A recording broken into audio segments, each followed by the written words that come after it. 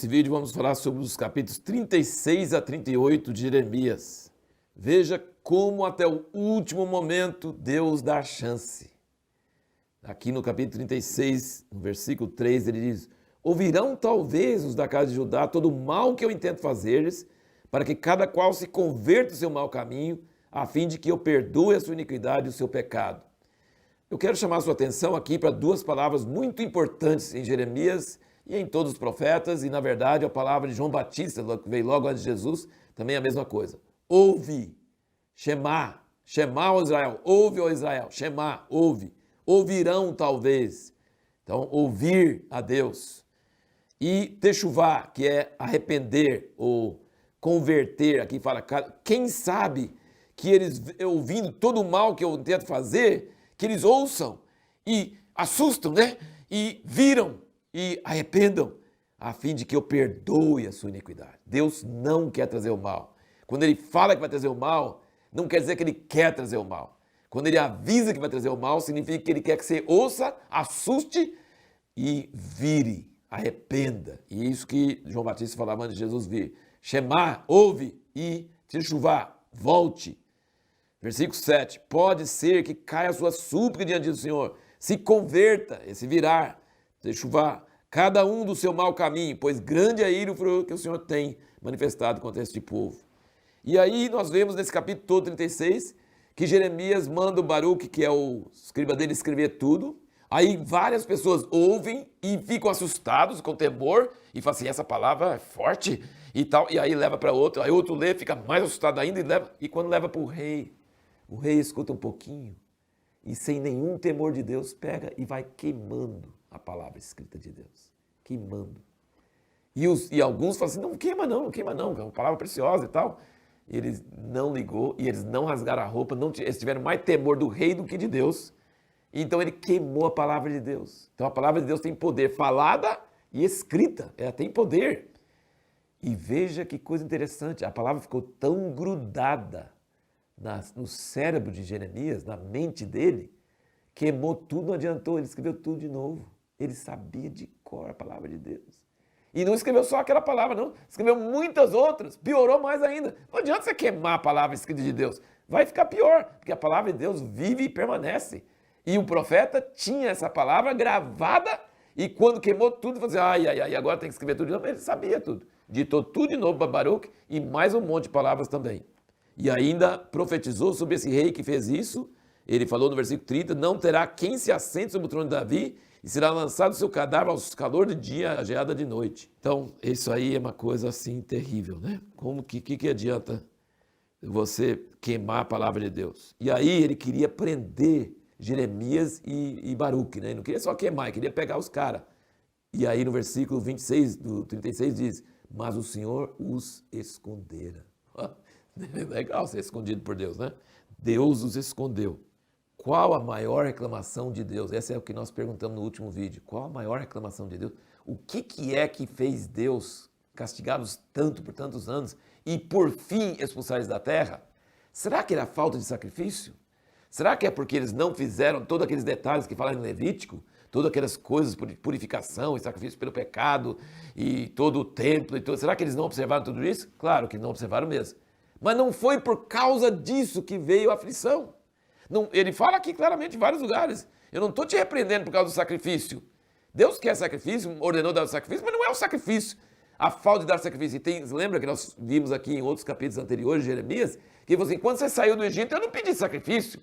Eu pedi que ouça a minha voz. Shema, ouça a minha voz.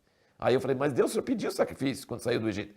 Mas não foi a primeira coisa. Êxodo 19, ele falou, ouça a minha voz e você será o meu povo e serei seu Deus. Ouça a minha voz. Ouvir não é só pôr ouvido e ouvir. Ouvir é ouvir, acatar e procurar seguir. É isso que Deus quer.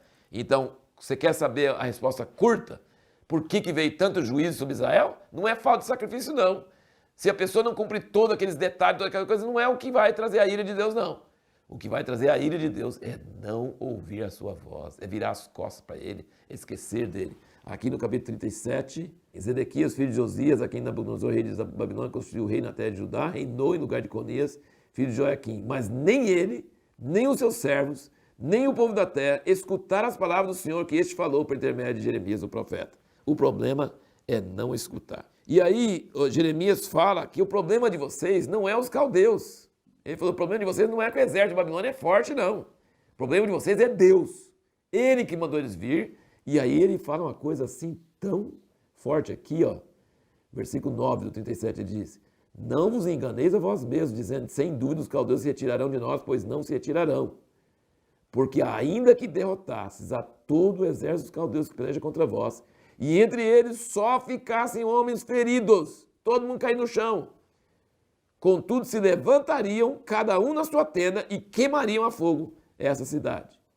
E aí, o exército dos caldeus foi embora, e o povo ficou aliviado, pensou que Jeremias era besta, que estava falando besteira, porque Jeremias está falando, o problema de você não é os caldeus, o problema é Deus, ele falou. E se tivesse só homem ferido, eles iam levantar e cumprir a palavra de Deus. Deus quer que queime essa cidade, Deus quer castigar vocês. Aí o exército foi embora, aí Jeremias saiu de Jerusalém, ia ver algum negócio, e acusaram ele de estar passando como subversivo para o lado dos caldeus. E aí ele foi jogado num cárcere, e depois se vê no 38, ele foi jogado no calabouço, onde tinha barro, ele afundou no barro, lá no meio de uma cisterna, lá embaixo, coisa horrível.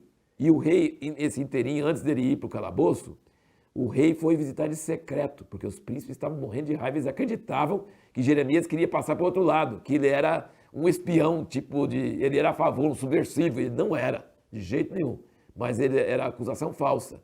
E isso te mostra que homem de Deus, profeta de Deus, Deus não protege tudo, não. Deus não protege de aflição, sofre também. Deus permite. Jeremias já foi preso a noite toda, já foi açoitado, aqui ele foi jogado no cárcere, depois ele é jogado no calabouço. Então, assim, só porque você é profeta de Deus, não quer dizer que você vai ser protegido de tudo, não. E aí o rei vai em secreto, e aí Jeremias fala assim com ele no 19, onde estão agora os vossos profetas que vos profetizavam? E aí ele suplica para ele, fala assim, ô rei, submete ao rei, se entregue ao rei da Babilônia, que você vai ser, a cidade será poupada e você também. Se Zedequias tivesse ouvido a voz de Jeremias, porque depois sabe o que aconteceu? Ele achou esperto, ele não creu, ele pediu uma palavra dele, mas ele não creu. E aí, Nabucodonosor tomou a cidade e ele de noite foi com o exército e saiu por uma fenda no muro e fugiu. Ele pensou, eu vou subir no deserto, ele vai me pegar.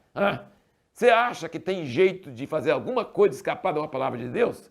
Acabe que eu diga, né? Acabe foi disfarçado no exército e deixou Josafá vestido de rei e pensou que a palavra de Deus não ia cumprir. Um cara atirando flecha a esmo pegou ele. Zedequias pensa assim, não, que a palavra de Jeremias não vai acontecer, eu vou fugir, vou conseguir. Não conseguiu nada. Pegaram ele, mataram todos os filhos dele na frente dele, depois furaram os olhos dele e ele foi levado cativo. Olha, se ele tivesse ouvido a palavra de Deus de Jeremias, ele tinha escapado de muita coisa ruim. Mas ele pediu a palavra, mas não. Ele teve mais temor dos príncipes e mais achando bom senso que ele podia fugir, pensando em coisas naturais, do que crer na palavra de Deus. De fato, a palavra de Jeremias, num tempo de guerra, por isso que eles jogaram no calabouço, porque a palavra dele era uma palavra tipo subversiva, porque ele falava assim, entrega para os caldeus, entrega, não fica lutando contra eles. Enfraquecia o exército, obviamente. Só que Deus deixa o filho dele, o servo dele, sofrer um pouco, mas ele levanta pessoas até improváveis. Aqui é um etíope eunuco, baixa as cordas, fala com o rei, tira Jeremias de lá. Então Deus deixa você sofrer, mas ele nunca está sozinho, ele sempre está junto, e ele sempre vai providenciar um meio para que você não morra. Então assim, sofrer sim, mas a proteção de Deus para não morrer, para não ter coisa pior, sempre vai ter. E a pergunta que nós vamos fazer para o próximo vídeo é, por que Jeremias desceu para o Egito com o povo rebelde, quando ele tinha liberdade de ir para onde ele quisesse? Por que ele desceu para o Egito junto com eles, que eles foram contra a palavra de Deus? Mas por que ele foi junto com eles se ele tinha liberdade? O rei da Babilônia falou, Jeremias é um cara que profetizou, deixa ele livre, deixa ele fazer o que quiser. E ele fazendo o que quiser, ele desceu para o Egito. Por que será?